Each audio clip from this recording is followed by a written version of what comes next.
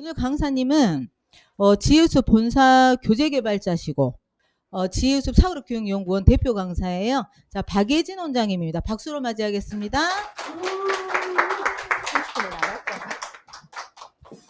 오늘 제가 어머님들하고 이렇게 나눠야 될 주제는 실은 크게 세 가지예요.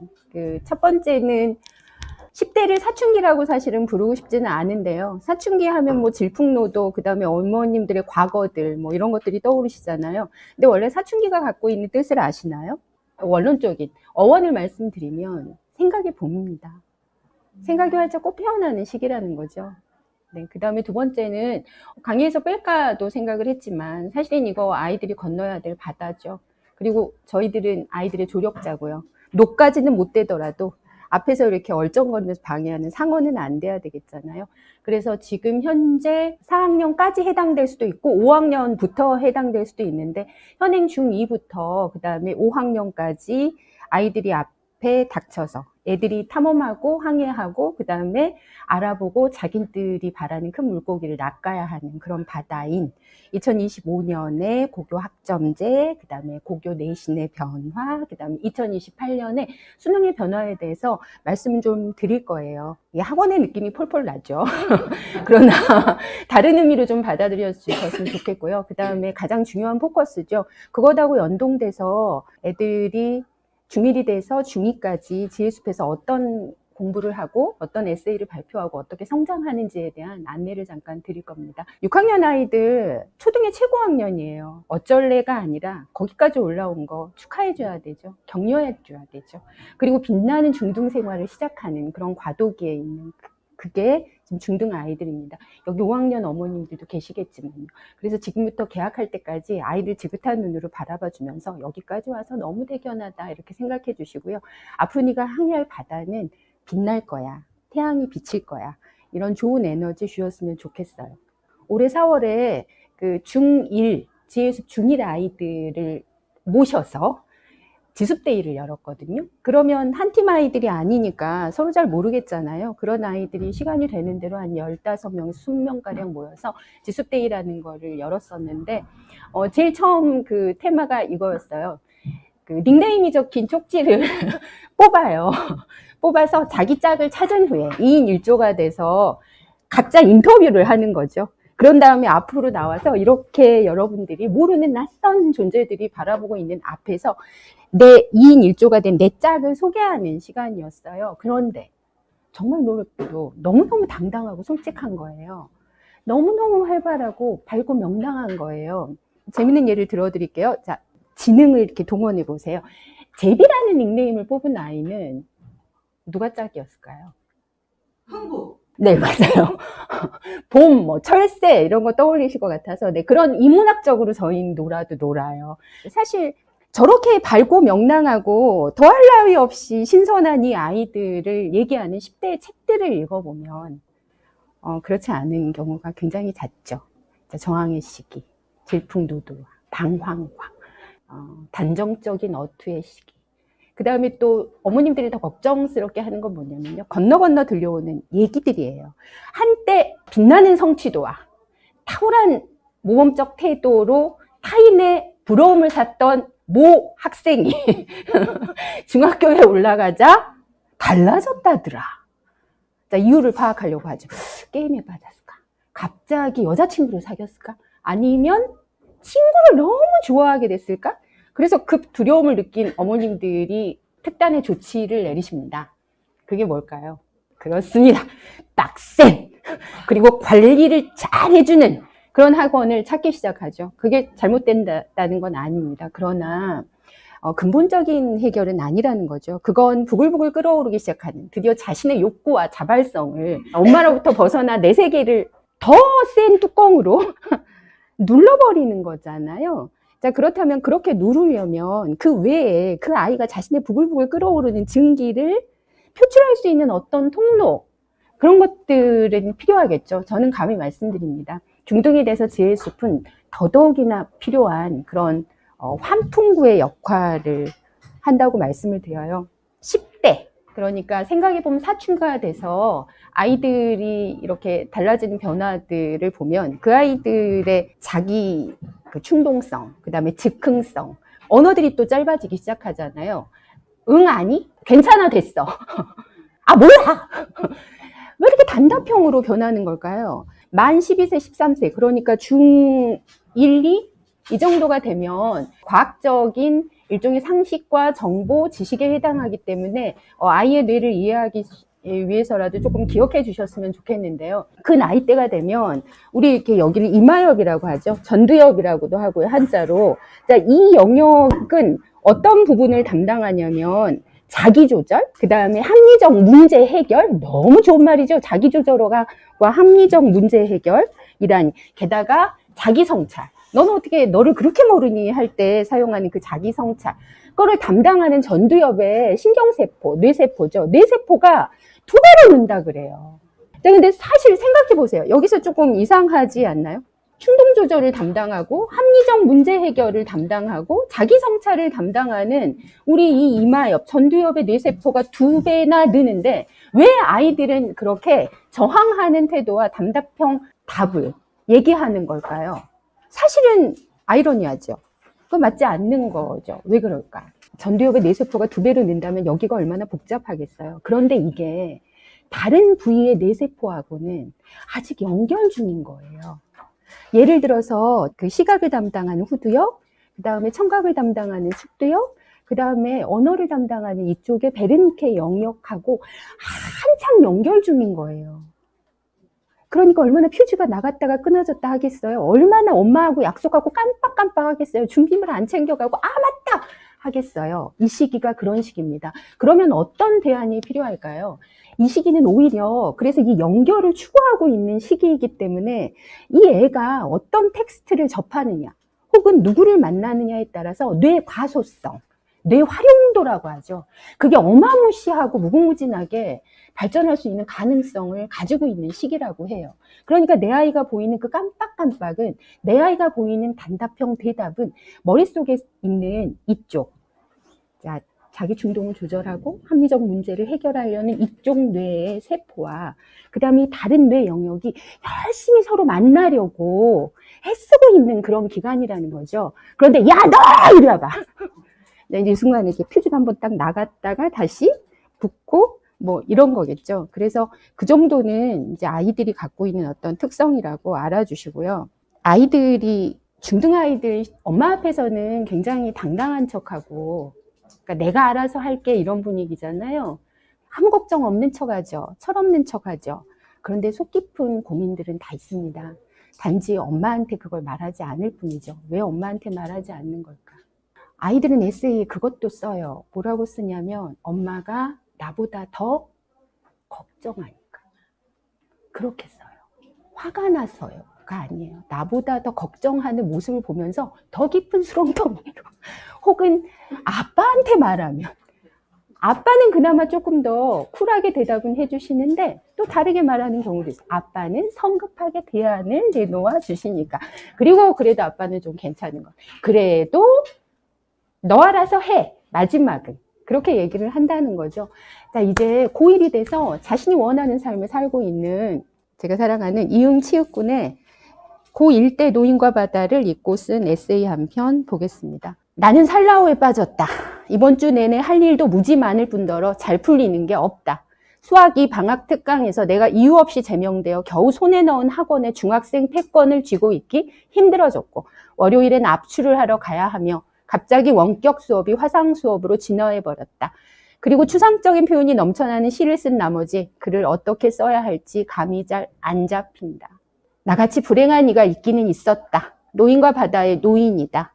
이 사람도 나만큼이나 불행한 것 같다. 게다가 그도 나처럼 맞서 싸워가야 하는 바다가 있다. 내가 손과 펜, 발, 머리로 싸워야 할 장소가 나의 바다라면 그에게는 낚싯줄, 작살, 칼, 노를 들고 싸워야 할 곳이 바다다. 절망을 아낌없이 제공해 주지만 정작 필요한 것도 잊을만 하면 주는 것도 바다다. 자, 이 내면의 두려움을 여기 표현한 거죠. 수학학원도 두려움이고요. 심지어는 할머니 허리 편찮으신 것도 말하지 않지만 두려움입니다. 사실 에세이를 적고 이것을 발표하는 것만으로도 어느 정도 자기 정리는 됩니다. 그러나 아이가 노인과 바다를 있다가 자기 같은 사람을 만난다는 게 더 중요하죠. 내가 펜과 머리로 싸우듯이 이 사람은 노와 낚싯줄을 가지고 싸우고 있구나. 노인은 자기 바다에서, 그리고 나는 내 바다에서, 그리고 자신의 바다를 다시 발견합니다. 이 친구는 이제 고1이 됐지만 조금 있다가 중1, 중2 아이들이 이렇게 차근차근 자신의 에세이를 통해서 어떻게 나로부터 너로, 그 다음에 너에서 사회로, 사회에서 세상으로 관심의 영역을 넓혀가는지 아이들 글을 통해서 보게 되실 건데요.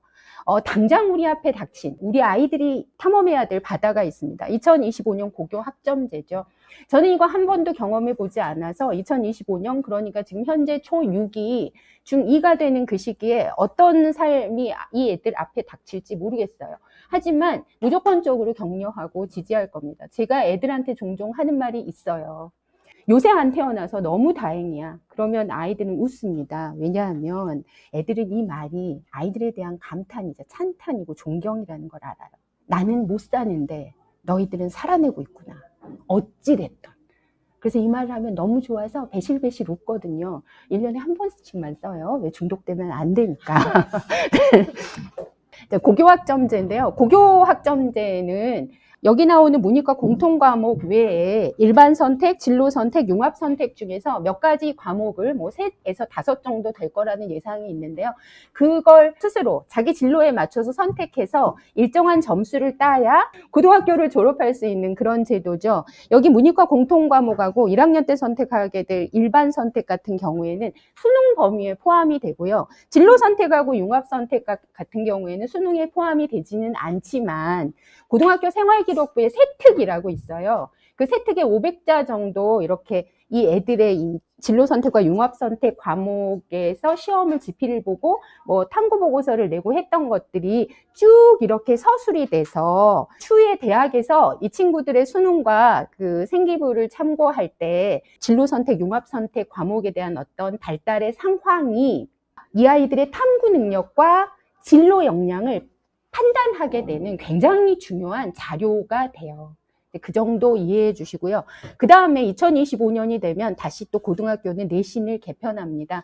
고등학교 내신 개편안 같은 경우에 그러면 지금은 어떻길래? 지금 현재는 이제 9등급 상대평가? 다양하지만 그냥 그렇게 얘기를 해둘게요. 9등급 상대평가예요. 이제 2025년이 되면 이 5등급 절대평가를 AAA 이렇게 기록을 하고 그 다음에 상대평가도 함께 병기하는 걸로 바뀌었죠. 아이들한테 이거를 대충 얘기를 해줘요. 왜? 알고 있어야 되니까. 정보로서 전달을 하면 애들이 듣다가 이렇게 웃어요. 아, 참, 네. 우유도 아니고. 자, 1등급, 2등급, 3등급. 다행이죠. 돼지도 아니고라고 해서. 그런데요, 내신 개편안이 이렇게 바뀌면서 아이들의 내신 점수 따기는 상대적으로 조금 더 편안해졌죠. 그러나 그런 게 또 아닌 것이. 이제 개념 정리하고 한번 들어가 볼까요? 9등급은 뭐고, 5등급은 뭐고, 절대평가는 뭐고, 상대평가는 뭐야? 이렇게 이제 생각하실 텐데, 볼게요. 지금 이게 현행 고등학교의 평가 방식인데요. 내 소원을 적어봤어요. 100점. 제가 한 번도 못 받아본 점수. 석차, 반등수의 1등일 수도 있고, 과목으로 보면, 전교 점수로 보면 이제 1등인 거죠. A, B, C 이렇게 보면 누구 성취도가 가장 높은가요? 당연히 A죠. 네. A, B, C 순서로 이렇게 성취도가 갈리는데, 이렇게 그 친구가 받은 그 점수를 석차별로 비율을 정해가지고 등급을 나눈 거. 다시 우유가 생각나네요. 자, 그것이 바로 상대평가입니다. 그러면 절대평가는 뭘까요? 지금 중등에 해당되는 그 평가 방식이 절대평가인데요. 90만 넘으면 무조건 A예요. 그러니까 상대평가는 내가 아무리 잘하더라도 내 앞에 나보다 더 잘한 아이가 있게 되면 등급이 낮아지겠죠. 자, 상대적이니까. 절대평가는 내가 열심히 노력해서 나만 잘하면 됩니다. 그래서 지금은 어떤 말로 혼용해서 쓰고 있냐면 상대평가를 석차 등급제라고도 부르고요. 절대평가는 성취평가제라고도 부릅니다. 그러면 6학년, 5학년, 그 다음에 중1, 2들이 고등학교, 대학교 이렇게 입시를 보게 될 때 닥칠 그 현황들을 등급으로 한번 봐볼까요? 지금 수능 영어가 9등급제 절대평가예요. 그래서 90점만 넘으면 모두 A가 나오는 거죠. 상대평가를 하는 다른 과목에 비해서 그래서 1등급이 많아요. 그러니까 A가 많다는 거죠. 16% 정도 된다고 해요. 자, 그 다음에 지금 중등 내신은 5등급 절대 평가죠. 그 다음에 상대평가를 한번 볼까요? 자, 상대평가 같은 경우에는 지금 수능, 그러니까 영어하고 한국사를 제외한 나머지 과목들이 9등급 상대평가거든요. 1등급을 맞으려면 전체 수능 응시생의 4%, 2등급은 11%, 3등급은 23% 정도까지 1, 2, 3, 4, 5 이렇게 쭉 가요. 그 다음에 현재 그러니까 앞으로 2025년부터 바뀔 고등 내신은 좀 전에 말씀드렸죠. 5등급 절대평가 점수와 그러니까 90점이 넘었으면 AAA, 80점 BB 이 절대평가 점수와 그 다음에 자 5등급제 상대평가 비율을 옆에다가 적는다는 거예요. 그러니까 함께 경기한다는 것이거든요. 그러면 어떻게 되는지 한번 보겠습니다. 아까 현재 고등의 내신으로 보면 석차에 따라서 9등급 상대평가를 할 때는 1등급이 4%이기 때문에 1등급, 11%니까 18등이면 2등급. 한 학년이 보통 평균 200명 정도가 되거든요. 200명을 기준으로 한 거예요. 그 다음에 30등을 하면 현행으로는 이제 3등급, 23% 안에 들어가는 3등급이죠. 그런데 앞으로 우리 아이들이 고등학교에 진학을 하게 되면 5등급 상대평가를 하게 되면 10%가 1등급이고 2등급은 34%까지예요. 그러니까 현재 1등이나 18등이나 20등이나 1등부터 20등까지는 그러니까 반에서 1등부터 2등까지 대략 모두 다 1등급을 받는다는 거죠. 그 다음에 9등급 상대평가제로 하면 보통은 3등급에서 4등급 이렇게 커트라인까지 걸리는 아이들이 모두 다 2등급을 받게 된다는 거예요. 자, 중등 5등급 절대평가로 하자면 전부 A입니다. 자, 그럼 5등급 절대평가로 하면 한 반에서 평균 3명 정도는 과목당 A를 받는다고 합니다. 평가 변별력으로 보면 점점 변별력이 낮아지고 있는 거죠. 그러면 수능 내신도 사실은 마찬가지인데요. 근데 또 이번에 2028년 대입 개편안을 발표했죠.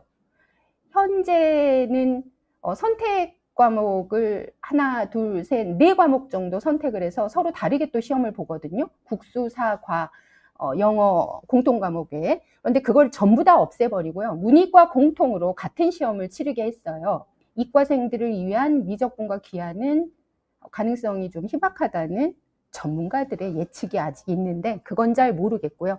2028년에 수능을 치르는 아이들 같은 경우에는 국수, 영, 그 다음에 사탐, 과탐을 전부 그냥 다 똑같이 보게 돼요. 그럼 이것도 평균이라는 건데 그러면 대학들이 요구하는 학생은 어떤 학생들인가요? 뭔가 탁월한 역량과 태도를 가진 그런 아이들을 뽑고 싶어 하죠. 그런데 내신 교과 성적의 변별력도 낮아지고 5등급, 절대평가, 상대평가. 수능도 똑같이 봐요. 그럼 어떤 걸로 아이들이 가지고 있는 역량을 변별할 수 있을까? 사실은 이 기원이 아주 오래전으로 돌아갑니다. 원래 제가 시험을 봤었던 시절은 수시 학종은 없었어요. 모두 다 수능으로 시험을 봐서 들어갔었죠. 그런데 어느샌가 세월이 바뀌면서 물론 그 시험의 처음 기원은 뭐냐면 해외 거주자들 있잖아요. 외교관의 자녀들이라든가 이런 아이들이 20세 그러니까 고3 이후가 돼서 대학을 한국에서 다니고 싶어 하는데 수능으로는 평가를 할 수가 없는 거예요. 그래서 소수를 그 아이들의 해외 거주할 때 고등학교 생활기록부 이거를 보고 학교에서 뽑기 시작한 게 기원이거든요. 그런데 뽑아봤더니 얘네들이 괜찮아. 원래는 그래요. 수능으로 뽑은 애들보다 훨씬 탐구 능력과 보고서 작성 능력과 발표 능력이 뛰어나. 그래서 조금씩 어찌다가 늘려가다 보니까 학종이라는 고등학교 교과 성적과 생활기록부 성적 중에 생활기록부 성적을 많이 참고해서 그 아이들의 활동 사항으로 애들을 뽑는 건데 다른 부분에서 평가 변별력이 없어졌다고? 그 친구들의 고등학교 생활기록부의 세부 능력 특기 상황과 종합 의견을 참고하면 되지? 왜냐하면 걔네들이 살아왔던 탐구 능력과 진로 역량은 거기 쓰여진 교사들의 평가 혹은 기록으로 충분히 변별할 수가 있어 라고 아무 걱정하지 마 이렇게 얘기하고 있는 겁니다. 특히 어머님은 더 잘 알고 계실 것 같은데요. 대학 입학 전형은 크게 세 가지로 나뉘죠. 수시 전형과 그다음에 수능을 위주로 하는 정시 전형. 현재는 40 정도 되고요. 나머지 20% 같은 경우에는 뭐 논술, 뭐 특기자 전형 이런 식으로 포지션이 돼 있어요. 그리고 수시 전형에서 학생부 교과는 내신을 많이 봤지만 수도권의 주요 대학들이 앞다투어 먼저 일종의 간담회를 했죠. 자, 학생부 교과로 봤던, 그러니까 수시 전형의 학생부 교과라는 건 내신 성적이에요. 절대평가, 상대평가 5등급이지만 그거를 지금 본다는 거거든요. 그런데 그것만으로는 이제 안 돼. 왜? 평가 비율이 너무 높아졌어. 10%면 다 1등급이야. 그래서 학생부를 보고 수능 최저까지 보겠다라고 얘기를 하고 있는 거고, 자, 학생부 종합은 어차피 내신, 학생부, 면접 이렇게 해서 봤었어요. 대학에 따라서는 뭐 학생부하고 면접만 보거나 내신하고 학생부만 보거나 이렇게 하고 있죠. 그 다음에 이제 조금 놀라운 건데, 자, 정시에서도 융복합적 수능 문항을 늘리겠다. 어차피 뭐 사탐, 과탐을 다 해야 되니까 이과 애들이나 문과 애들이나 거기다가 이제 학생부를 참고하겠다라고 발표를 한 상태이거든요. 그러면 결국은 학생부가 수시에만 포함이 됐었는데 정시 수능에도 학생부를 포함해서 살펴보겠다라고 얘기하면 이 친구들의 무슨 능력이 필요하냐면 달달달 이해하고 달달달 철저하게 암기하는 그 능력뿐만이 아니라 플러스 알파가 더 필요하게 돼버렸다는 거예요. 그걸 한마디로 얘기하면 수행평가 능력, 그리고 그 안에 포함되는 구술 능력, 또 생기부에 포함될 자신의 진로를 설계해서 그 진로에 맞는 주제 탐구를 하고 보고서를 작성하고 PPT로 발표를 하고 연계한 독서를 하고 이런 능력들이 훨씬 더 중요해졌다는 겁니다. 사실 서구권의 주요 대학들은 이미 이렇게 하고 있죠. 수능은 그냥 기초 대학 능력 시험? 우린 기초가 아니잖아요. 늘 만점자를 이렇게 우러러보고 숭앙하며 숭배하는 이러한 분위기 아직 가지고 있습니다. 얼마 전에 또 그 기사가 떴더라고요. 자, 만점자와 차점자가 월 300만 원짜리 기숙학원에서 공부를 했답니다. 뭐 이런 것입니다. 월 300만이 있으면 가능하다. 물론 그 아이의 태도도 뒤따라줘야겠죠? 그런 걸 보면서 이걸 어떻게 해석해야 되나 잠시 해석을 보류했어요. 이제 내신의 어떤 그 평가 기준들을 좀 봤는데요. 고등 과정은 중등하고 초등으로 아주 밀접하게 연결되어 있죠. 우리는 그것을 나선형적으로 발달해 간다고 하는데, 예를 들어서 중학교 수학을 하지 못했다면 고등 수학을 아무리 먼저 접해도 이해할 수 없는 거하고 비슷해요. 그래서 현명하신 학부모들은 심화 올라간다, 선수학습한다 할 때 항상 묻는다고 하더라고요. 기본 평가해 주시고 그게 제대로 안 돼 있으면 우리 아이 원장반 안 들어가도 되니까 처음부터 차근차근하게 해 주십시오. 사실은 그게 맞습니다. 모의고사 6, 9월, 11월 빼고 모평에서 그 아이들이 1등급 받다가 3등급으로 훅 떨어지는 경우가 선수학습을 통해서 내가 알고 있다라고 뇌가 착각하는 거죠. 엄마도 착각하게 되고. 중초등 학년들은 고등하고 정말 밀접하게 어떤 교육 제도, 그 다음에 평가 제도가 연결돼 있는데, 실은 작년까지만 해도 제가 가르치는 중등 아이들 중간 기말 시험 보고 나면 저한테 갖고 와서 풀어보라고 하거든요. 그러니까 저를 시험하는 거예요. 애들보다 점수 낮습니다. 국어 암기 과목이에요. 자, 근데 작년까지만 해도 서술형 평가가 없었어요. 물론 어떤 학교들은 예를 들어서 특목고나 이런 데들을 준비하는 그런 대안중이나 기숙학교들은 서술형 평가를 내는 경우도 있지만, 그런데 이번 해부터는 모든 학교에서 지필평가의 최저 15%에서 30%까지 서술형 문항을 내기 시작했어요. 보실까요? 네, 찍어놨죠. 야, 이거를 글씨가 안 이쁘죠? 이렇게 쓰면 안 되겠죠? 근데 여기는 빨리 써야 돼요. 그런 다음에 답칸에다가 적을 때는 파란색이나 검정색 볼펜으로 예쁘게 옮겨 적고, 혹여 틀렸으면 가운데다가 줄 하나 긋기. 자, 그런데 이런 기초적인 항목도 모르는 중등 아이들의 성별은 여자일까요? 남자일까요? 좋아하면서 다 맞았다고 와요. 선생님, 저 500인 것 같아요. 미리 축하한다. 그러나 남자아이가 말할 경우엔 거기서 마이너스 5점 정도를 깎고 들어가고. 자, 여자애는 이렇게 말해요. 선생님, 저 하나 틀린 것 같아요. 괜찮아. 다시 한번 가서 확인해봐. 다 맞았을 수도 있어. 이런 식인데요. 앞에 있는 이 선다형 문항의 이 조건 제시, 중등에 올라가는 6학년 혹은 5학년 남자애들은 이런 것부터 알려줘야 됩니다. 들은 척도 안 하죠. 신경질 낼 거예요. 그러나 듣고는 있어요. 한 50번 들으면 인이 박혀서 자동으로 보게 되고 나중에 엄마한테 감사한 마음은 품겠으나 절대로 입 밖으로 발설하지는 않는다는 것도 이해해 주십시오. 이렇게 쭉 이 서술형 문항이 나오게 돼요.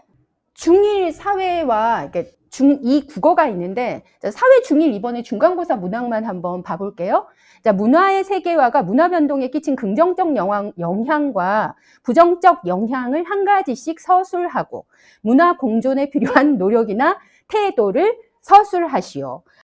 이제 적은 답을 보겠습니다. 긍정, 땡땡 이렇게 적으라고 돼 있더라고요. 문화 세계화로 카레와 케밥 등 다양한 문화를 즐길 수 있다. 그 다음에 부정. 반면에 외래 문화의 유입으로 획일화 현상이 나타날 수 있다. 노력. 따라서 문화 상대주의적 관점에서 다른 문화, 특히 소수 문화를 존중하는 자세와 태도를 가져야 한다. 문제만 봤을 때는 뭐 이렇게 어렵고 난해한 문항이 있나, 우리 애들 어떻게 살으라는 거야 하는데 막상 풀이 과정을 보니 할만하게 느껴지시죠? 콜럼버스의 달걀입니다. 어려워요. 근데 실은 여기서 아주 놀라운 건 이 지점이에요. 사실 문화의 세계화가 문화가 널리 퍼진다는 거잖아요. 지숙은 여기 이런 부분들에서 굉장히 아이들이 눈빛이 반짝거리거나 교사한테 우선 질문을 해요. 질문 능력이 우수해지는 거죠. 교사의 질문에 단연감 받다 보니 이제 드디어 교사한테 질문할 수 있게 된 거죠. 자, 그런데 이상해요. 이거 공부할 때도 분명히 학생이는 그렇게 공부했을 거예요. 문화의 세계화로 다양한 문화를 즐길 수 있게 됐는데 이게 왜 다시 획일화를 불러일으키는 거죠? 문화의 다양성이 다시 획일화를 불러일으킨다는 그 지점을 암기로 알 수 있을까요? 이해할 수 있을까요? 그걸 만약에 암기했다고 해봐요. 자습서 보고 공부하다가. 그럼 그 아이가 이걸 지금은 쓴다고 해요. 근데 고등 가서도 암기로 문제가 고등 가서는 해결되지 않거든요. 다양성이 어떻게 획일화로 넘어갈 수 있는지를 이해하는 건 인문학적 문해력의 분야예요. 이과 애들은 잘 이해 못해요. 그러니까 역설의 아이러니를 이해해야 돼요. 빛이 강하면 그림자가 짙다는 걸 이해할 수 있어야 돼요. 자, 문화 다양성이 들어왔을 때 어떤 한 문화가 그 세계를 점유하고 그래서 그게 유행을 타고 급속도로 퍼지면 획일화 현상이 일어날 수 있다는 것을 상상으로 채워야 합니다. 중등이 되면 중1이 돼서 지습에 들어오는 친구들은 지습 수업을 따라갈 때 굉장히 기쁘고 즐거운데 그 학습의 분위기 때문에 글을 쓸 때 굉장히 막연해하는 경우가 많아요. 어떻게 쓰지? 마치 어머님들 얘기 들어보면 어떤 에세이의 틀이 있어서 그 틀이 한 50개 정도 있어서 그걸 머릿속에 집어넣으면 내용이 나올 것처럼 생각하시거든요. 아니요. 내용이 먼저 생겨야 합니다. 그리고 그 틀에 그 생각을 사유를 집어넣는 거예요. 그 내용을 만들어주는 게 인문학적 소양이고 역량이에요. 에세이 역량이라고도 우리는 부르죠. 자, 국어도 마찬가지예요. 역설의 아이러니를 발견할 수 있는가를 중간고사에서 냈더라고요. 자, 그것만 해야 되나요? 그러니까 지필에서의 선온술형 시험은 그래도 어느 정도의 논리력과 표현력, 그 다음에 인문학적 문해력만 있으면 해결할 수가 있어요. 여기서 인문학적 문해력 부분이 조금 어렵기는 하지만. 그런데 또 수행도 해야 돼요. 중간과 기말 앞 혹은 후에 각 과목당 하나씩, 그러니까 한 학기당 2개씩 수행평가를 하라고 이제 얘기들이 오는데요. 자, 남자아이들은 잘 관리하셔야 합니다. 왜냐하면 학기 초가 되면 학교에서 그 학기당 수행평가 항목을 나눠주거든요. 나눠주지 않는 경우에는 홈페이지에 실어요. 저는 들어갈 수가 없습니다. 로그인을 해야 돼서. 아마 어머님들과 학생은 들어갈 수 있을 거예요. 아니면 스쿨 인포라는 부분이 있는데 네이버에서 스쿨 인포를 치면 학교를 어느 학교든지 다 들어가서 볼 수 있어요. 그래서 그 학기당 이 평가 기준, 수행평가의 기준과 그 다음에 평가 내용을 샅샅이 훑어볼 수 있거든요. 그러면 어떤 발빠른 어머님들은 자, 고3, 중3이 돼서 내 아이를 어디 고등학교에 보내야 되나. 이건 이제 소문으로 정보를 모으시기도 하지만 일단 스쿨인포에 들어가서 이 아이의 학군에 이게 들어있는 고등학교들을 이렇게 검색을 해요. 그런 다음에 수행평가나 평가 기준들을 쭉 보면서 아, 여기선 이런 과목들을 이렇게 가르치고 이런 것들을 요구하는구나. 이걸로 또 결정을 많이 하시기도 하니까 스쿨인포 기억해 주셨으면 좋겠습니다. 수행의 종류는 정말 많죠. 논술, 구술, 그 다음에 프로젝트를 하면서 토의 토론을 하고요. 과학에서는 실험 실습부의 보고서를 바로 작성해서 내라고 하고 이 모든 과정에 가끔씩 PPT를 앞에 나와서 발표하게 되는데 그 발표를 할 때는 교사도 평가를 하지만 교사는 과정을 쭉 이렇게 관찰해서 준비도 이런 것들을 평가하기도 하지만 친구들도 그 친구의 그 내용을 보고 태도와 내용, 목소리, 억양, 속도 이런 것들을 평가하기는 하거든요. 그런데 실은 아이들의 평가는 크게 우려할 것이 없는 것이 커뮤니티에 가보면 아이가 수행평가 1등급이 낮아졌는데 아마도 그게 동료평가에서 점수가 깎인 게 아니냐 철저하게 준비를 했는데 너무 억울하다 동료평가 없애자 이런 말들도 있기는 간혹 있더라고요.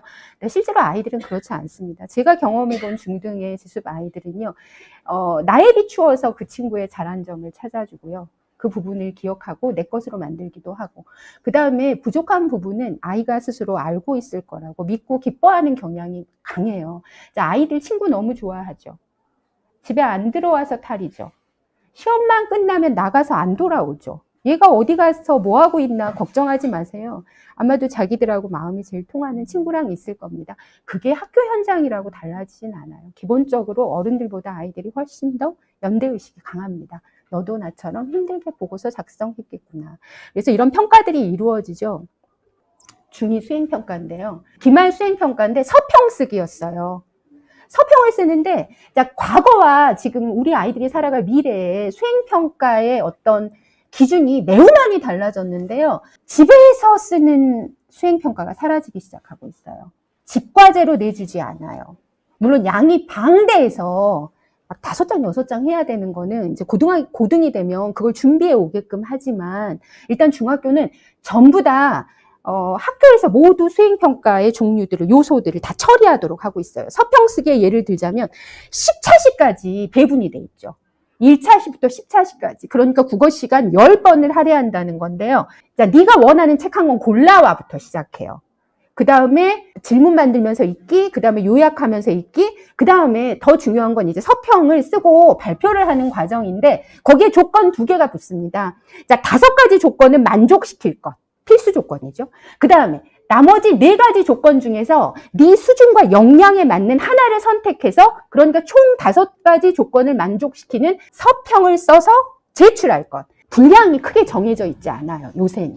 과거에는 1200자까지 쓰라 그래서 1200자 넘으면 얄짤없이 감점을 해가지고 사람을 고통스럽게 했는데 요새는 그렇지 않습니다. 네가 원하는 분량만큼이고요. 과정을 쭉 들여다보면 모든 평가가 종합화되고 있다는 거예요. 서평만 봐도 읽기, 그 다음에 쓰기, 나가서 말하기. 읽기하고 말하기는 다르죠. 듣기. 그 친구의 동료 평가를 해야 되니까. 그게 원 스텝으로 다 이루어지고요. 더 중요한 건 뭐냐면 주제나 텍스트부터 자기가 선택하도록 하는 거예요. 프로젝트 주제를 예전에는 줬어요. 환경문제 조사해와. 근데 이번에 중1 아이가 선생님 이번에 프로젝트 그 과제가 나왔는데 우리가 1등 했다요. 네가 생각하는 1등 이유가 뭔 것 같아? 이렇게 물어봤더니 아마도 주제 같아요. 주제를 선생님이 안 줬어? 네. 4인 1조 돼가지고 5조 정도가 사회선생님이 주제를 너희가 정해서 그 주제를 가지고 자료조사하고 PPT 쓰라이, 그 다음에 앞에 나와서 발표하라이 이렇게 정한 다음에 너희들끼리 상호평가해. 이렇게 얘기를 했다는 거예요. 근데요, 선생님, 그 조별 평가할 때 PPT 만들어서 앞에 나왔는데요. 세상에나. 내 팀이 전부 환경오염에 대한 걸, 지구온난화에 대한 걸 주제 발표를 했다요? 그럼 너희 조는 뭐 했는데? 제가 얘기했죠. 야, 우리 청소년이잖아. 우리 중등이잖아. 그럼 우리의 삶과 밀접한 걸 해야 되지 않겠어? 우리 청소년, 한국의 청소년 자살률의 원인과 그 다음에 대책 방안에 대해서 한번 얘기해 보는 게 어떨까? 뭐 이랬다네요. 그래서 애들이 오 그거 괜찮네 이렇게 해서 설득력 있게 그걸로 PPT를 만들었는데 독보적이었다는 거죠. 이거예요. 주제 선택부터 이제는 아이에게 자율권을 준다. 책 선택도 자율권을 주는 걸 뭐냐면 책을 어떤 책을 선택해서 이 아이가 보고서를 쓰거나 서평을 쓰느냐에 따라 그거 하나만으로도 교사는 그 친구의 독서 취향과 독서 수준을 알 수 있어요. 거기서부터 시작되는 거죠. 그래서 이 모든 것들을 원스텝으로 해결하면서 그 역량을 길러주고자 함이 바로 수행의 교육 원리이자 원칙인데 가르치고 배우는 과정이 디테일하지 않고 그냥 서평을 써와 이 기준에 맞춰와 이렇게 하는 게 아직 초보 단계인 우리나라 교육 현실의 부조리합니다. 이 정도는 말씀드리고 싶습니다. 자, 지수배 나이가 제출한 거를 쳤어요. 찍어보내봐라 했거든요. 혹여나 이런 강의가 있을지 모른다는 그런 무당 같은 예측은요. 근데 이 친구 도서 선택을 제가 읽은 책 파리대왕을 선택했죠. 파리대왕을 선택해서 그 책을 요약하고 이거는 그냥 내용 요약이에요. 그 다음에 주제부터 이 융합 능력과 확장 능력과 텍스트에서 논제를 발견하는 능력을 봐요. 예전 우리 논술 하던 때처럼 지문을 읽고 나서 분명히 그 출제자가 요구하는 요약의 답안이 있을 거야 이렇게 생각하고 수행평가를 준비하시면 안 된다는 거예요. 여기서 주제도 내가 정해야 되는데 이 친구는 파리대왕의 주제를 괴물로 정했어요. 그런 다음에 그걸 쭉 서술을 하고 그 다음에 나의 삶과 적용하는 거를 택일해서 선택하고 그 다음에 어렸을 때 초등 때 읽었던 15소년 표류기와 연결하고 마지막에 내가 그것을 추천하는 이유를 적어서 제출한 후에 그거를 잘 정리해서 친구들 앞에서 마이크를 들고 나와서 발표를 하기까지가 바로 우리가 생각하는 수행평가의 알파에서 오메가까지입니다. 먼저 태어나길 잘했죠. 돌아가시면 아이들을 존경스러운 눈으로 보셔야 돼요. 왜 수학 숙제 안 했니? 그럴 이유가 있었겠지? 이렇게. 고등학교도 똑같이 그것이 연계됩니다. 저희는 중2 말이면 12월이면 졸업을 하는데 여전히 아이들은 카톡이나 아니면 중간 기말이 끝나면 지수배 빵 들고 찾아와요. 지수 선생님들은 그걸 너무 행복해 하는데요. 모두가 와서 축하를 해주죠.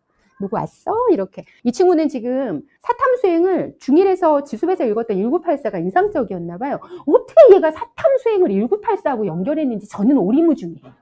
모르겠어요. 안 보여줘서. 근데 어느 날 저한테 카톡이 온 거예요. 선생님, 근데 제가 사회 1984로 수행을 했었잖아요. 이걸 의료개혁일이랑 엮고 싶은데 힘들까요? 그러니까 이게 통해야 되는 거죠. 스토리텔링이 돼야 되는 거예요.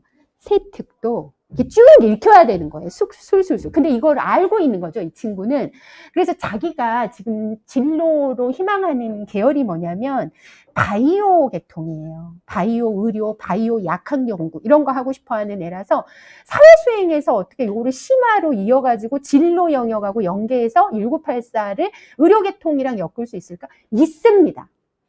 있어요. 모든 고전은 모든 영역하고 통하기 때문에 고전인 거예요.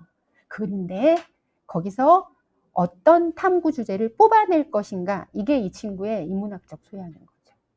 그래서 그거 이렇게 하고, 와, 선생님 고마워요 했는데 고등학교 국어 수행도 마찬가지예요. 꿀 인포 들어가면 있는데 고전 있고 논설문 쓰기, 논술문 작성하기. 그 다음에 진짜 재밌는 게 요새는 이게 또 바뀌었어요. 그 예전에는 아주 딱딱한 글쓰기들을 위주로 했었는데 요새는 여기 보이는 것처럼 시를 이야기로 쓰기, 그 다음에 고전을 희곡으로 만들기. 근데 이건 중등으로도 내려와서 지금 해주고 계시거든요. 중학교 선생님들 정말 고생 많으시고 감사합니다. 왜냐하면 고등에서 어차피 해야 될 일을 여러 번 경험하게 해주잖아요. 시행착오를 겪는 게 중등 생활의 짱이에요. 겪어야 대비합니다. 그걸 해주고 계셔서 중등에서도 마찬가지로 이번에 보니까 국어 고전 지문의 일부를 가져와서 시나리오를 작성하고 그걸 제출하라는 학교도 있고 모둠을 짜서 연극을 하라는 팀도 있더라고요. 근데 이게 단서가 붙는데 국어 교과서에 실린 지문을 인용하면 안 되는 거예요. 다른 고전에서 선택할 것, 이런 것들요. 여기까지가 우리 아이들이 준비해야 할 때, 혹은 노를 저으면서 나아가거나 탐험해야 될 대한민국의 미래의 중학교, 고등학교의 바다입니다. 자, 들어주시느라고 여기까지 고생 많으셨어요. 실은 굉장히 머리 아픈 이야기들이었거든요. 이해해야 되는 이야기들이었거든요. 약간은 활용해서 쉬어가는 시간을 갖도록 할 건데, 지금 들려드릴 이 부분은 중1 아이가, 여자아이가 황순원의 별, 한국 단편 문학을 읽고 구성한 에세이입니다. 좀 길어도 들어봐 주세요. 안녕하세요. 여러분들의 밤의 위로가 되어줄 별을 그리는 나리오의 명입니다. 오늘은 가만히 별을 보며 모든 고민을 다 떨쳐내고 싶은 밤입니다. 언젠가 저와 영원히 함께 해줄 사람이 생기며 함께 별을 보러 떠나고 싶네요. 여러분은 누구와 함께 별을 보러 가고 싶나요? 익명으로 보내주신 한 청취자분의 사연 읽어드릴게요. 안녕하세요. 저는 별이라는 것을 마주할 때마다 저를 누구보다 아껴주었던 제 누나와 제가 어릴 때 밤하늘의 별이 되었던 저희 어머니가 생각납니다. 저희 어머니는 제가 1살 때 돌아가시는 바람에 저는 어머니의 얼굴을 기억하지 못합니다. 그래서 항상 어머니의 얼굴을 상상하곤 했습니다. 세상에서 어머니가 가장 아름답고 고울 거라고요. 이제 생각해보니 어머니의 얼굴을 몰라서 상상할 수 있어서 제 마음속에 어머니의 얼굴은 더 아름다울 수 있었던 것 같습니다. 제 마음속에서 언제나 환한 표정으로 아름다운 모습으로 저를 바라봐 주었던 저희 어머니께 참 감사합니다. 그리고 저를 돌보아 주느라 외모에는 신경 쓸 겨를도 없었던 저희 누나가 못생겨 보인다는 이유로 누나를 미워했던 제 자신이 많이 부끄럽습니다. 어머니보다도 제 곁에서 더 오래 저를 사랑해 주었던 소중한 누나였는데 말이죠. 어머니와 누나에게 고맙고 미안한 마음으로 사연 마무리하겠습니다. 라고 사연 보내주셨네요. 다 할 수 없어서 더 아름답고 찬란한 세상의 모든 별들을 그대로 그려내 주셨네요. 저도 어릴 때 아무리 손을 뻗어도 잡히지 않는 별이 원망스럽고 미웠었는데 별은 그때 제 손에 잡히지 않아서 지금까지 제 마음속에서 더 찬란하게 빛날 수 있었던 것 같습니다. 신청곡 백예린의 우주를 건너 듣고 오겠습니다.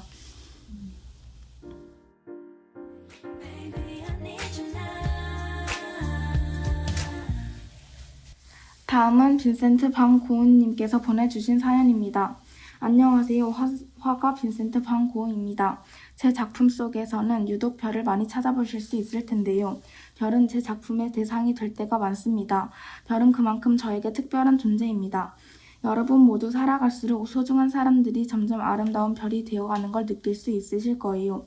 사람들은 이런 형상을 죽음이라고도 부릅니다. 그리고 소중한 사람이 죽으면 눈물로 그 슬픔을 위로하죠. 너무 눈물을 많이 흘려서 더 이상 눈물이 나오지 않을 때쯤 사람들은 비로소 자신의 감정들을 추스릴 수 있게 됩니다. 하지만 마음속 깊이에 별이 된 그 사람을 위한 공간을 남겨주죠.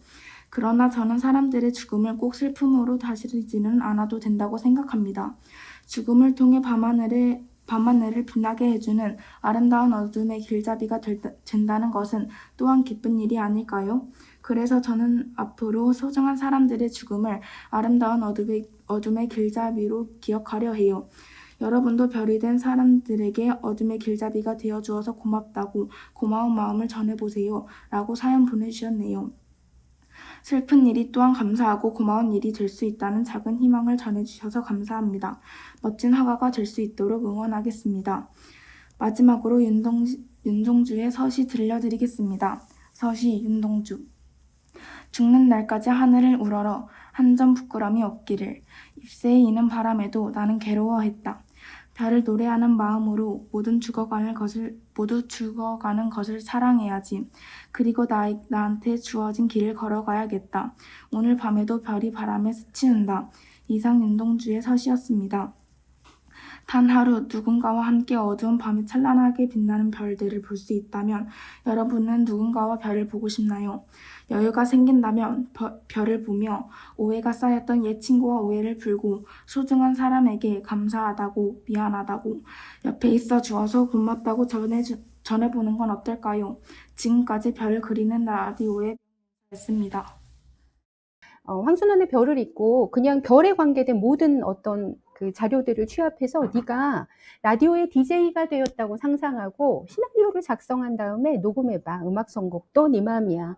이렇게 말하는 걸 지수배 아이들은 정말 좋아하죠. 자율권이 주어지니까요. 이거는 중2 아이들하고 이제 수업했던 내용들이었고요. 지수비 아이들이 수업하는 교재를 좀 보겠습니다. 이것들이 보통 이게 그 지수배 중등 아이들이 수업하는 오색 찬란한 교재들이고요.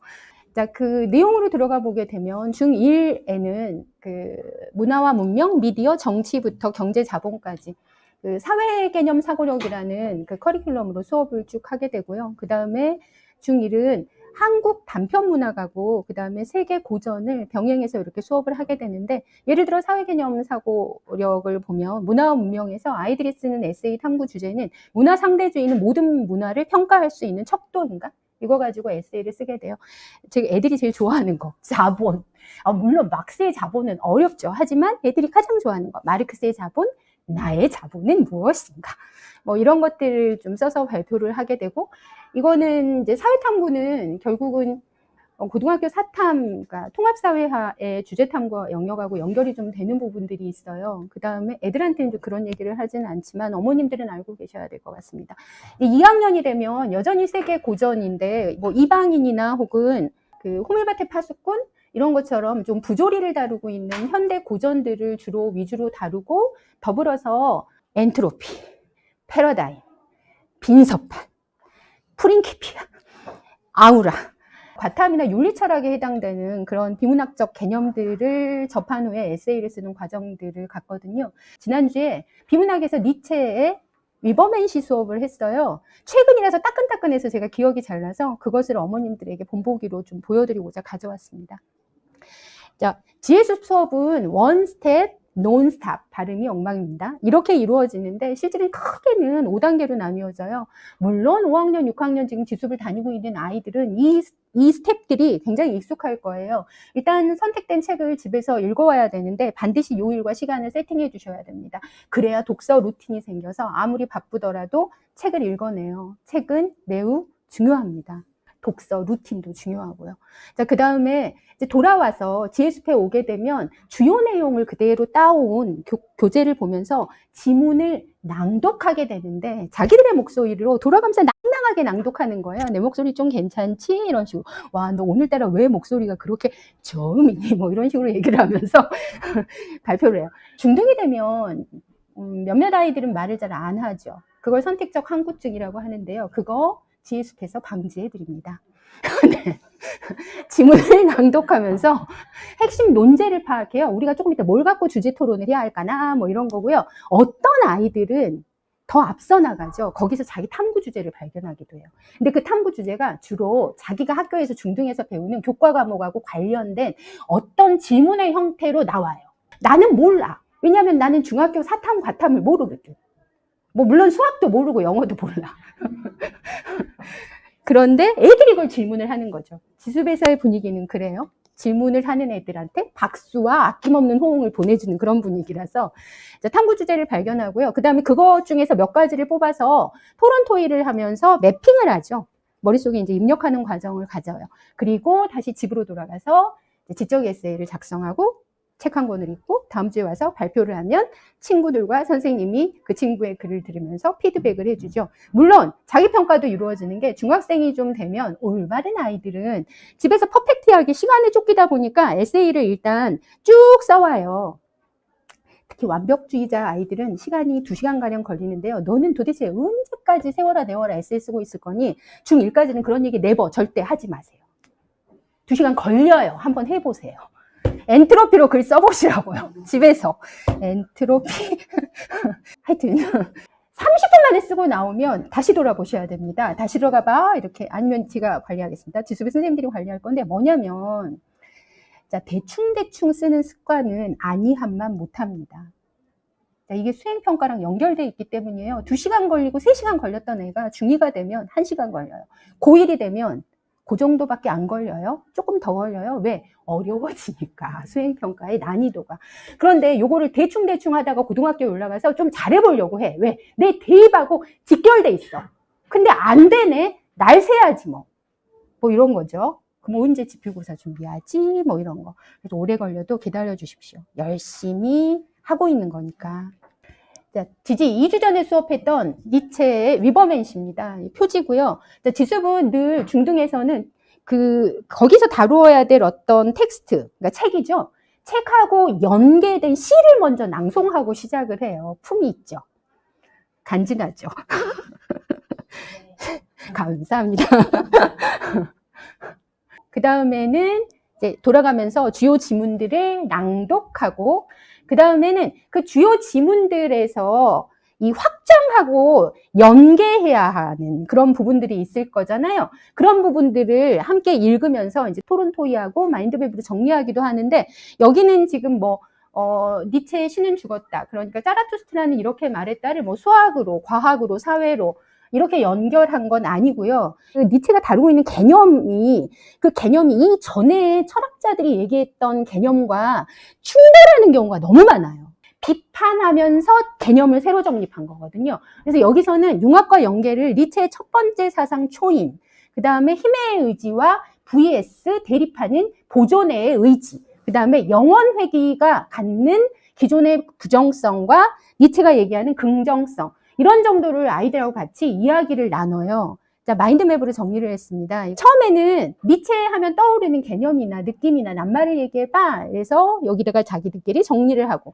그런데 여기서 제일 중요한 게 신의 개념이잖아. 그럼 니체가 얘기하는 신은 무슨 의미? 무슨 뜻으로? 무슨 상징으로 쓰인 거지? 그럼 아이들이 이제 이야기를 해요. 왜? 지문을 낭낭하게 낭독했고 텍스트도 읽어왔으니까. 그러면 신이라는 개념이 기존에는 어떻게 쓰였는데, 과거에 그러면 신적 존재는 무엇이었는데, 여기서 말하는 건 기독교의 신은 아니라는 걸 아이들은 이미 텍스트 낭독을 통해서 알게 돼요. 그러나 비교하고 대조하고 분류하고 재구성해가는 거죠. 머릿속에서 사유를. 자, 여기서 처음에 제가 말씀드렸던 점두엽의 뉴런의 연결들을 상상해 주셔야 돼요. 자, 여기서 제일 중요한 위버맨시. 너가 위버맨시를 얘기한다면 어떤 사람이라고 표현을 하고 싶어? 그래서 아이들이 자기의 신이 된 자, 약속을 지키는 자, 언어 이상 말을 하고 말 이상의 약속을 해내는 자, 뭐 이런 식으로 아이들이 이야기를 쭉 했었고요. 그 다음에 이제 위버맨시가 되는 방법. 여기까지는 텍스트 강독을 한 것들을 재구조화한 것인데, 실은 여기서 정말 중요한 건 이 팀 애들이에요. 다른 팀은 또 다르거든요. 이 팀 애들은 이거 하면서 행동심리학이었던, 예전에 했었어요. 우리 파블로프의 개를 떠올려냈어요. 선생님, 여기서 신과 파블로프의 개는 분명히 뭔가 연관이 있는 것 같은데? 자극반응 조건반사? 이렇게 우리를 만들어내는 거? 그 다음에 이렇게 가더니 갑자기 니체의 신, 이거 데미안 아니야? 데미안? 이러다가 또 나중에 이렇게 가더니, 물론 지문에 있지만 뉴른베르크 전범재판을 세계사 때 했거든요. 거기서 아이만 아니야? 여기서 신에게 복종하는 자는 아이만이야. 무지는 악이다라고 말했잖아. 이게 연계예요. 이게 융합이에요. 이건 과학이거든요. 이건 문학이거든요. 이건 역사입니다. 그렇게 모아가기 시작하는 거예요. 2학년이 되면. 물론 빠른 아이들은 1학년부터 이렇게 하기 시작하는데 애들이 이해를 못해. 이렇게 수업을 한 후에 7명의 아이들이 시험 기간이어서 제가 에세이를 쓰고 가라고 했어요. 자, 오늘은 발표를 생략한다. 에세이를 써주고 가. 선생님 왜요? 너네들 어차피 기말고사 끝나고 나면 숙제 안 해갖고 올 거잖아. 피곤했다. 죄송하다. 자, 손글씨로 빠르게 써주고 간 지문의 일부를 읽을게요. 제목은 아이들이 붙였어요. 천개의 길, 영원회귀, 신은 죽었어. 복종하는 자들. 죄송합니다. 종교를 가지고 있는 분은 여기서 말하는 신은 기독교의 신은 아닙니다. 초반에 기쁨을 찾아내지 못했다고 투정하는가? 흩뿌려진 기쁨을 다른 이들이 가져가 버렸다라고 투정하는가? 수없이 많은 길이 남아있으며 그 길이 어느 곳에 얼마나 기쁨을 숨기고 있는지 당신은 모른다. 그러므로 과거에 대한 원한으로부터 벗어나 현재의 길을 걸어라. 다 똑같은 길처럼 일상처럼 보이더라도 그 사이 조그마한 빈틈에서 차이와 다양성이 나타난다. 반복이 계속되었을 때 차이가 생긴다. 길을 헤매도 괜찮다. 헤매는 반복을 통해 차이가 생겨날 것이며 모든 이들이 당신과 함께 헤매줄 것이다. 천개의 길. 선생님 신 안 돌아가셨는데요? 했던 아이가 남긴 글입니다. 일부예요. 신은 나쁘게 굴었던 적이 한 번도 없었다. 우리의 무지함이 신을 향했을 때 그것이 신을 어리석게 만든다. 모든 차별은 무지로부터 온다. 차별과 그로 인한 혐오는 무지로부터 온다. 뇌과학자들은 말한다. 우리는 자기 자신이 아닌 것을 사랑하고 희생할 줄 모른다고. 그저 뇌의 이기적 유전자가 탑재되어 있는 것이다. 하지만 우리에겐 분명히 사랑하는 사람이 있다. 그것은 뇌가 자기 자신의 영역을 넓힌 것이라 한다. 내가 사랑하는 사람을 나의 일부로 치환하는 것이다. 고로 우리는 신을 사랑해야 한다. 복종이 아니다. 신을 사랑하다 보면 나의 몇몇 면모는 신을 닮아갈 것이고 결국 초월할 수 있게 될 것이다. 그러니 죽은 신에 복종하지 말고 신을 사랑하라. 니체한테 정면으로 그러니까 맞짱 뜨고 있죠. 이게 지수바 아이들의 저력입니다. 마지막으로 하나. 현재의 나는 과거의 나를 자책하지 않는다. 과거의 나와 현재의 나를 비교하지 않는다. 아이들은 얼마나 많은 실패를 경험하겠어요. 한 달에 한 번 보는 영어 시험, 숙제 안 했다고 남기는 수학 선생님. 과거의 나와 현재의 나를 비교하지 않는다. 다가올 미래의 현재의 나를 덧대어 불확실성에서 오는 막연한 두려움에 휘둘리지 않는다. 내 땀이 무거운 구름에서 기꺼이 떨어져 내리는 빗방울은 아닐지라도 빗방울처럼 산산이 부서지며 대지를 적시고 목마른 민들레 씨앗을 깨우지는 못할지라도 나는 내 머리와 몸을 흐르는 땀을 느낀다. 물론 그 땀은 아직 나 자신을 위로할 뿐이다. 사막을 건너기까지는 내게 스스로를 다독이는 힘이다. 그러나 어느 미래로부터 나는 니체에게 말할 것이다. 이제는 오직 현재의 긍정만이 내게 남았다고. 이 현재로부터 지나온 모든 순간이 긍정되었다고. 영혼액이라는 제목을 붙였습니다. 자, 이 아이들이 졸업을 해요, 12월에. 저는 무슨 힘으로 살죠? 남아있는 아이들을 키워야죠. 자, 아이들이 그렇게 성취도 높은 에세이를 쓰는 건 사실은 다른 데 있는 게 아닙니다. 지혜숲에는 이 아이들에게 동기부여가 되어주고 이 아이들에게 에너지를 주는 롤모델이 있어요. 누구? 친구들. 지숲의 아이들은 놀아야지 하고 왔어요. 애들하고 놀아야지 하고 왔는데 아주 무거운 고민을 그렇게 쿨하고 가볍게 털어놓는 친구들의 에세이를 들으면서 갑자기 진중해지고 엄숙해져요. 그다음에 쉬는 시간에 자기가 도무지 이해가 안 되는 그 텍스트를 난 이게 너무 의아한데 왜 선생님이 1984에서 마지막에 윈스턴이 죽었다고 얘기하지? 이거 안 죽은 것 같은데? 이런 얘기 때문에 놓을 수가 없어요. 그 다음에 어떨 때는 공부하지 하고 왔는데 지수 아이들이 대략 지적이거든요. 그래서 오히려 그 친구들로 인해서 조금 더 해야지 내가 하는 건 그냥 이 친구들만큼이네 라는 동기부여를 얻습니다. 지혜숲의 어떤 이 지적 공동체의 특성을 그러니까 세 가지로 얘기를 하자면 하나는 지적 감흥 능력. 저런 글을 쓸 때 코멘트를 못 해불어요. 감동해서. 그냥 자, 그러고 이제 다음 주에 날 새는 거죠. 어떻게 그 친구를 이겨봐야 되니까. 아니면 걔하고 다른 길을 가리라. 뭐 이렇게 되는 거죠. 그 다음에 하나는 놀라울 정도로 높은 공감 능력. 아까 그 5분짜리 들으셨잖아요. 제가 마지막에 얘기했죠. 지혜숲 아이들은 자기에게 다가온 모든 사건, 그러니까 예를 들어 죽음을 희망으로 이렇게 치환하는 것처럼 그런 아이는 굉장히 강건하죠. 지혜숲을 오래 수업했던 아이들은 어떤 역량을 갖냐면 내게 온 모든 사건이 사실은 나에게 어떤 의미를 던지고 있을 거야. 그게 필요해서 왔을 거야. 이렇게 느끼는 이분법을 뛰어넘는 지적 감흥력을 갖고 있어요. 당연히 타인에게 공감하는 능력도 뛰어내겠죠. 자, 지적 감흥력, 공감 능력이 어느 정도의 수위를 넘으면 평균을 뛰어넘는 지적인 아이가 돼요. 지식을 외우라는 게 아니에요. 감흥하라는 거죠. 친구를 이해하라는 게 아니에요. 공감하라는 거죠. 머리도 감흥해야 되고 가슴도 감흥해야 됩니다.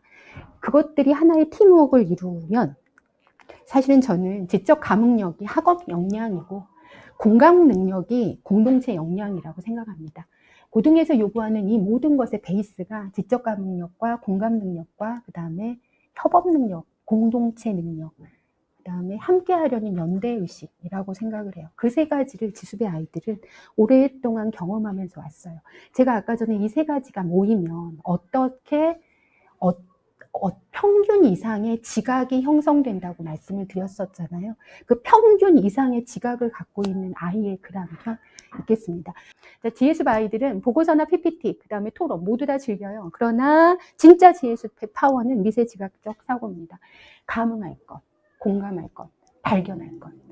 패러다임 가지고 에세이를 써오라고 했어요. 이제 중2가 되면 패러다임을 무엇으로 어떤 탐구 주제로 연결할지에 대해서는 너의 마음이라고 열어놔요. 뭐든 좋다. 그래서 이제 굉장히 개성적인 글들이 탄생하기 시작하는데, 그래서 그 행간을 상상력으로 채우면서 들어주셨으면 좋겠습니다. 사진의 패러다임. 망할 시험이 끝났다. 그 어떤 물건을 셀 때도 쓰지 않던 소수점까지 써가며 잔인하게 등수를 내는 시험은 이틀 만에 끝나버렸다. 분명 후련하기만 할 것 같았는데 실수인지 실력인지 모를 갑갑한 증명이 남아 마냥 웃을 수는 없었다. 역시 시험이 좋진 않았다. 경쟁이란 게 계속하다 보니 지치는 것 같기도 하고. 문득 며칠 전 언니와 했던 대화 내용이 떠올랐다. 요즘 휴대폰은 사진이 너무 잘 보인다고. 자신이 휴대폰을 들고 있는지 사진기를 들고 있는지 모르겠다고. 언니는 예전 휴대폰에 여운 남는 화질이 색이 바른 것처럼 따뜻한 느낌이 드는 색감이 마음에 들었다고 한다. 그 말에 나는 가만히 고개를 끄덕거렸다. 아무렇지 않은 척했지만 언니의 그 말은 내게 다소 충격적이었다. 화질이 좋아지는 걸 좋아하지 않는 사람들도 있을 수 있겠구나라는 생각을 처음 해봤다. 카메라, 사진, 화질, 그 모든 것들의 연관성이 찢어졌다. 단단하던 껍질 속에서 여린 새가 나왔다. 새의 이름을 붙여준다면 패러다임이라고 짓고 싶다. 새가 떠나버린 자리에 남은 껍질은 많은 화가들을 떠오르게 했다. 그 화가들은 하나같이 사진기를 싫어했다. 사진기란 기계가 나타난 이후로 그들은 직업을 잃었고 가장 큰 재능을 부정당했다. 아무리 정밀하고 섬세하게 그림을 그려도 사람들은 더는 그림을 원하지 않았다. 그들의 손은 지나치게 정교해진 사진을 따라갈 수 없었기에 대부분의 사람들은 이젠 아름다운 순간을 그림보다는 사진으로 남기고 싶어 한다. 그 순간을 온전히 남기고 싶으니까, 영원하길 바라니까. 영원을 꿈꾸던 때가 있었고 완벽을 바라는 지금도 있다. 하지만 이 둘을 바랄 수 있는 이유는 절대로 적으로 불가능하다는 전제가 있기 때문이다. 그런 게 존재했다면 세상이 이렇게 아름다울 리가 없지 않은가. 세상은 대개 승리자가 지배했다. 사람이든 사상이든 법칙이든 신념이든. 이긴 것이 허점이 발견된 과거의 것들을 밀어내고 그 자리를 차지했다. 본보기, 즉 패러다임의 세상인 것이다. 세상은 패러다임으로 가득하다. 국가가, 사회가, 개인들이. 그리고 내가 패러다임에 갇혀 살아간다. 사진은 많고 많은 패러다임 중 현재 그림을 딛고선 새로운 패러다임인 것이다. 그렇게 찍은 사진들 속엔 아주 많은 패러다임들이 있으리라 예상한다. 그중 사진에 관한 내 패러다임은 피서체의 애정이 한아름 담긴 사진이다. 그대가 찍은 사진 속의 내가 또 다른 패러다임이 되길 간절히 바라본다. 패러다임을 미세제각, 즉 지적 감흥력, 사진기의 역사로 풀어서 쓴, 그리고 언니의 감성과 정서에 공감하다가 나의 사유와 언니의 사유의 패러다임이 여기서, 사진에 대한 가지고 있던 기존 패러다임이 여기서 찢어지는구나. 언니하고 만남 속에서 패러다임이 떠올리는 거죠. 이게 지적인 순간과, 다시 뉴런, 지적인 신경세포와 감성적 신경세포와 간접적인 정보와 직접적인 경험이 부딪혀서 연결되는 지점입니다. 거기서 의미가 발생해요. 제가 좋아해서 저희 아이들도 좋아하게 된 스피노자의 명언, 경구가 있어요. 무릇 고귀한 것은 드물고도 어렵다. 스피노자 수업하면서 이제 아이들하고 이야기했던 대목이 이 고귀한 삶에 대한 것이었는데요. 저는 아이들이 갈 때마다 종종 이 말을 들려주곤 해요. 조금 변형해서 들려줍니다. 무릇 고귀한 삶은 드물고도 어렵다. 고귀하게 살아라. 고귀한 하루 되십시오. 감사합니다.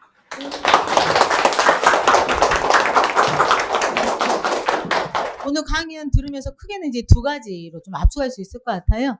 그 둘 다 지혜숲에서 키울 수 있습니다. 외적 역량으로 하면 수행 역량. 네, 실제로 고등학교 가면 수행 과정들이 훨씬 더 깊고 난이도가 높아지는데 그 과정들을 아주 쉽게 수월하게 해낼 수 있는 역량들을 지혜숲에서는 키울 수 있다. 그리고 두 번째 이제 내적 역량이죠. 자, 아까 이제 선생님이 이야기하셨던 선택적 함구의 대상이 누굽니까? 엄마입니다. 자, 이제 최근에 제가 통화했던 학부모는 본인은 갱년기가 왔는데 아이는 격렬한 사춘기가 왔어. 자, 그래서 더 이상 마주하고 싶지 않아. 그래서 선생님, 저는 아이하고 집에서 전화로 소통해요. 그러시더라고요. 집이 굉장히 평수가 넓은가 보다. 이제 아주 오랜만에 난 엄마여서 농담처럼 그렇게 얘기를 했더니, 아니, 마주하고 싶지 않아. 그래서 깨우는 것도 방에서 전화로 통화를 해서 일어나라. 이렇게 전화하시고 한다고 하더라고. 밥 먹어라. 뭐 이런 모든 것들을 전화와 문자로 해결하신다고. 바깥에서 이제 무수하게 경험하는 교육기관들이죠. 그곳에서 확인하는 여러 수치화된, 정량화된 이제 자기의 어떤 지점들을 발견하고 아이들이 쭈글쭈글해지지만, 근데 이것을 금세 펼 수 있는 공간이 어디예요? 지혜숲입니다.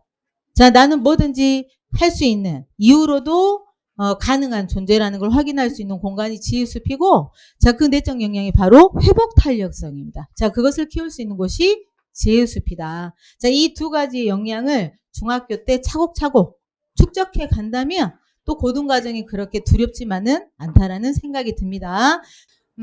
공식적인 자리는 여기에서 이제 마무리를 하겠습니다. 일단 박수 강쌤한테 한번 주시고요. 예.